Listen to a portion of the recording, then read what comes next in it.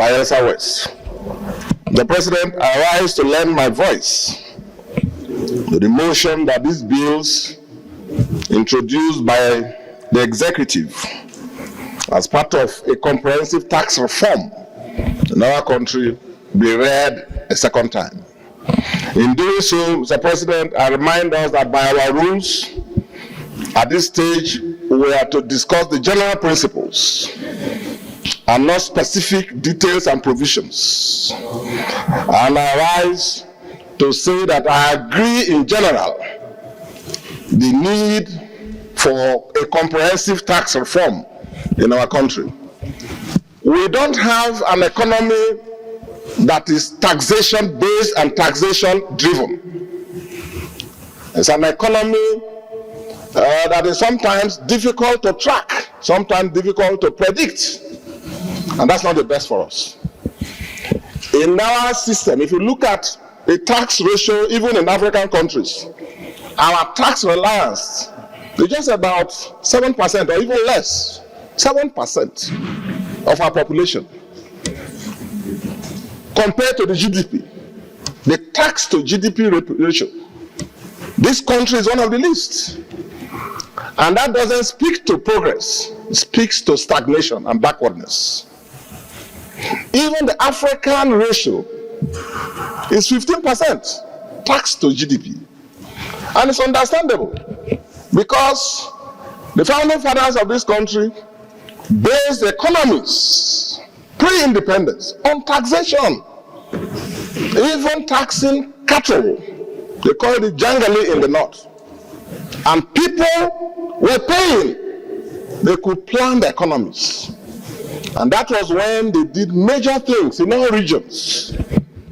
But all of that changed, Mr. President. The moment oil was discovered in the creeks of the Niger Delta, 1957-58, Nigeria found free money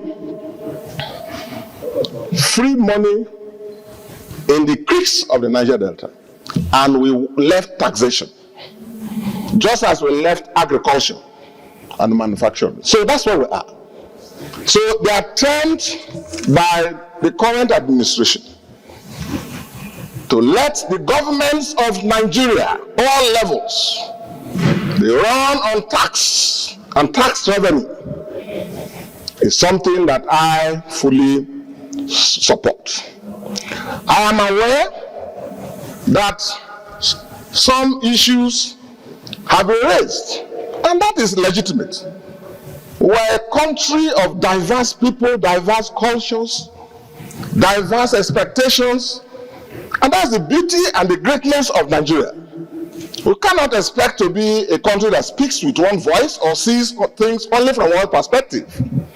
All those are legitimate observations and fears and expectations.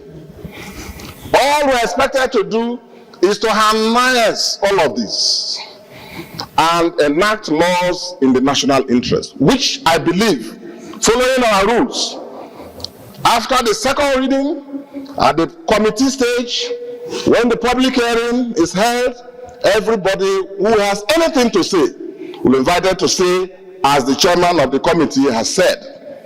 Now, there are issues I am concerned with. Some of these issues that have been raised are also as a result of insufficient consensus building and consultation prior to the introduction. And it's understandable, as a former governor, why some governors express concern at the neck. That is legitimate. That consultation should have taken place. And I believe between now and at the end of our legislative activities, more consultations will happen. But that does not detract from the essence of the legislations that have been sent to us. For example, there is emphasis on derivation according to taxation. And the attempt now is to encourage states to be productive. And why not? A situation where states will abandon their core responsibility to create an enabling environment, attract investment, promote economic activities, so that that state can boost its revenues. That's a good thing. That's not a bad thing. I am concerned from where I come from the experiences you and I have, where oil workers are flown into oil platforms in Akwa Ibom, in Eket and Ibulon, in Akwa Ibom, or flown into Boni and other areas in River State, or flown into Brass in Bayelsa and in southern Niger area, and in Delta State in Ogola and Foropa, Ogola and Fokadus. We are entrusted that this is an opportunity for the payee taxes from those oil workers to be calculated and paid to the oil producing states where those activities are generated, as against being calculated and paid to where the head office is located, as has been the case, where the tax is registered.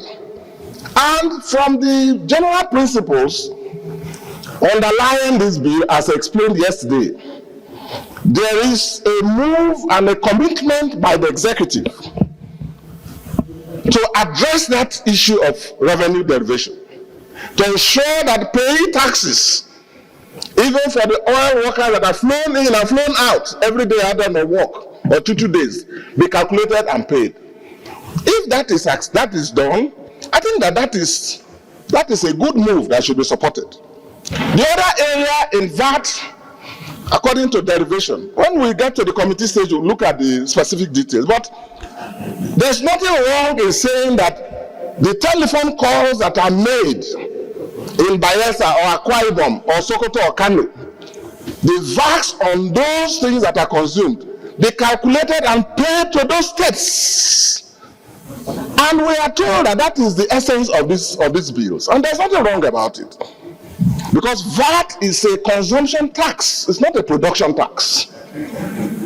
Those who are in the states who consume services, the VAT accruing to those should be calculated and paid to it. I'm sure when we look at the details, we'll see whether there is enough mechanism to guarantee transparency and accuracy in terms of administration. Those are some of the things we'll fine-tune. So, Mr. President, this is a good move, and there is an effort also to reduce the burden of taxation on Nigerians. Corporate taxes by the proposal. You read the bills. There's a proposal to reduce corporate taxes from next year, reducing it from the 30% that it is currently to 25%. So that is a good move. And there's also a move to remove the people at the lowest level in terms of their salaries and so on, to exempt them completely from taxation. These are good things in this bill that should be encouraged. Mr. President, it is for these and other reasons, and principally as a federalist, which I've been all my adult life, I see these bills as a move towards entrenching fiscal federalism in Nigeria, which I fully support. So, Mr. President, I use this opportunity to call on all my colleagues to agree that these bills, all 4 of them, should be passed for second reading to enable our committee and the experts and the general public engage in accordance with our rules. Thank you.